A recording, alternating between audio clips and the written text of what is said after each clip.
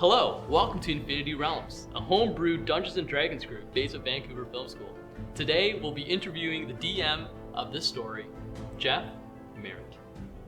Hey Jeff. How's it going? I'm alright, yourself? I'm pretty damn good. Very cool, very cool. Okay, so I've got 11 questions for you today. Alright. Starting with the first, what is your favorite part of being a dungeon? The freedom of creative expression, I think. Being a dungeon master has, obviously, its ups and downs, but for me, it's just being able to tell my story. Just the stories that have always been kind of mulled around in my head, the opportunity to bring the worlds that you've always imagined and just bring them and share them with your friends, I think is just my ultimate happiness when it comes to Dungeons & Dragons. Okay, question number 2, what is the hardest thing to prepare for as a dungeon? They're players. You can you can prepare for virtually every avenue you think that they have. You think you've got them cornered, and then out of nowhere they come out with a solution that even you didn't think of. And that's half the fun, actually. But yeah, I'd say preparing for what your players are going to do with what you've planned, I think, is the hardest thing to prepare for, because you don't know what they're going to do. You can only anticipate action, if anything. You got to be on your toes for sure. And number 3, what one piece of advice would you give to a novice dungeon master? To a novice dungeon master, find your story. Don't get bogged down on mastering the rules. Don't get bogged down in creating this perfect epic scenario. Find the story. Find the one thing that you've been passionate about, whether if it's in a specific world or a specific genre, if there's a specific character you've always wanted to play, this is your opportunity. So find your story. Find your story and just rock it. The rules will come, the experience will come, friendships will come, but at the end of the day, what makes a good dungeon master is their passion for their story. Plain and simple. Okay, so what do you enjoy aside from DMing? Huge gamer. Been a gamer my entire life. Big movie fan, big TV fan. That's kind of why I got into this industry, into this school, just to kind of explore those options. I'm a bit of a writer myself. I'm kind of exploring writing a lengthy 10-book series.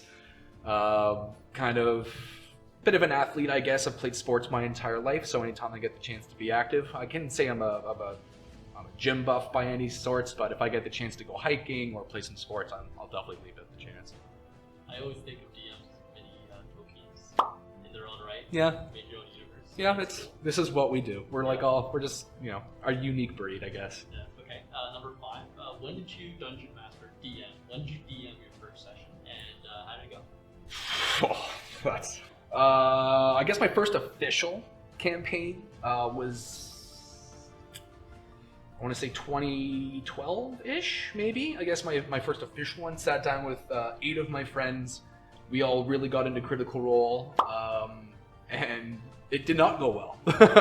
My first time Dungeon Master, my friend's first time playing, I think we kind of got too bogged down in because we watched Critical Role and we didn't have the experience afterwards. I think we tried to emulate them too much, and because we did not know the rules, we did not know the flow. There was a lot of us. 8 people is a lot for a session, especially for your first time, regardless if you're in the Dungeon Master seat or as a player.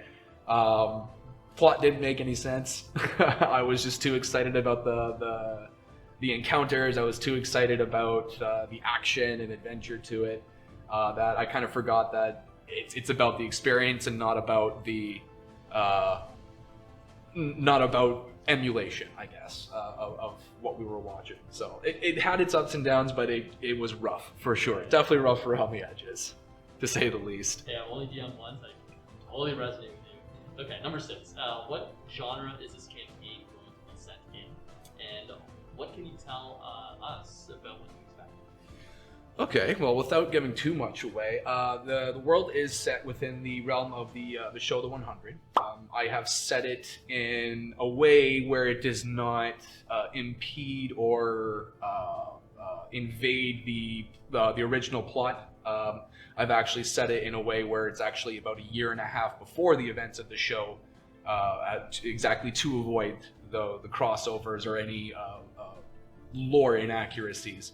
I've also said it on the West Coast. How they get there is still going to be a surprise. But I can say that instead of the East Coast, I have said it on the West Coast again to avoid any plot twists or any irregularities, and still give the freedom to the players to kind of explore a new world, so to speak, and still have their own story within an already magically created world.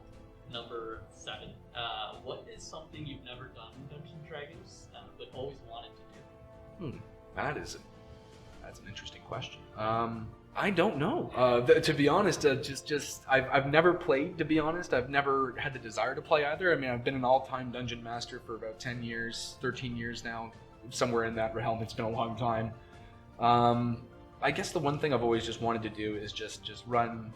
I guess my favorite campaign and my favorite homebrew that I've made a very realistic setting of Pokemon, and I'd love to run, just any 4 people who would want to go through that campaign is something that I have always wanted to do. I've always tried. A lot of people have tried with me. We just never had the time to sit down and really get through it. We're all adults. We all have stuff to do, families and stuff like that. So it just kind of disappears into the void, as you will. So I guess that would be it. It would just have the opportunity to run through that campaign that I've worked for so long on. So number 8, what is your favorite thing to do in Dungeons and Dragons? Improv, I think, and that doesn't necessarily it's not exclusive to the actual role play itself. More I enjoy the challenge of creating story on the spot, kind of relating back to how you can never really predict what your players are going to do. Having that core plot in place makes it easier, but being able to kind of create twists on the fly, create red herrings on the fly, is not only really entertaining but very rewarding at the same time. So I think improvisation is probably my favorite aspect. Number 9, do you prefer plot-driven campaigns or character-driven campaigns? Oh, plot-driven, 100%. The reason why I like plot-driven is just because, it allows me to express my story creatively. Kind of gives me, and I don't want to say control is I use that word loosely because a dungeon master's job isn't to control, it's more to guide. But at the end of the day, I guess, because the characters will find their own way to drive their own arcs. They'll find their ways to interact with each other. They'll find ways to outsmart each other or make each other laugh, whatever it is. Those character arcs kind of naturally develop on their own. The plot is more as a guideline, and that's the kind of the stuff that I like. They'll always find ways to do something crazy or out of the blue, but at the end of the day, so long as they have that direction, it keeps them interested, it keeps viewers interested, or whoever might be viewing, whether it be just you guys or someone else. The plot is always there to kind of keep things moving, but I find that if it's a character-based, you can lose the plot quickly, and it just becomes a group of friends just kind of, swashbuckling and gallivanting around nothing. Right. So how will this D&D experience be different from the others? That's a good question. So because we're eliminating that magic element, so to say, because the 100 is set on Earth, I think that's really gonna not so much throw a wrench into the game, but it's definitely gonna force a different way of thinking. Where a lot of Dungeons and Dragons campaigns, like the magic system is so powerful in so many different ways that removing that tool forces the players to think in a different way. Now there are ways to kind of replicate and replace that system, but for the most part, I think what's really going to change things up is the most likely advanced technologies, more modern settings, a little bit more realistic situations, I guess. You can always put yourself in a realistic situation in a fantasy realm, but when you put it in a world where you're already immersed and live in, it's a lot easier to relate to more severe situations. And finally, do you use homebrew content at all? Oh, exclusively. The guys at Wizards of the Coast are incredible people. They make incredible stories. I've actually read through some of the campaigns just to kind of practice and understand the proper flow of a campaign. But at the end of the day, and this is just my personal, my personal take on it, being a dungeon master is your opportunity to tell your story, and that's exactly what I plan to do. So I've definitely used pre-built campaigns as a method of, or a tool to create my own worlds and structure them properly.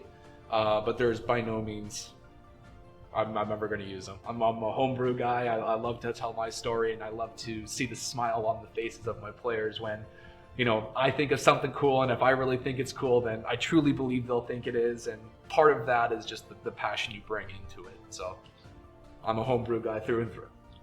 And your passion is very clear. Looking forward to seeing your game. Thank you so much for the interview questions and answers. I can't wait to get started.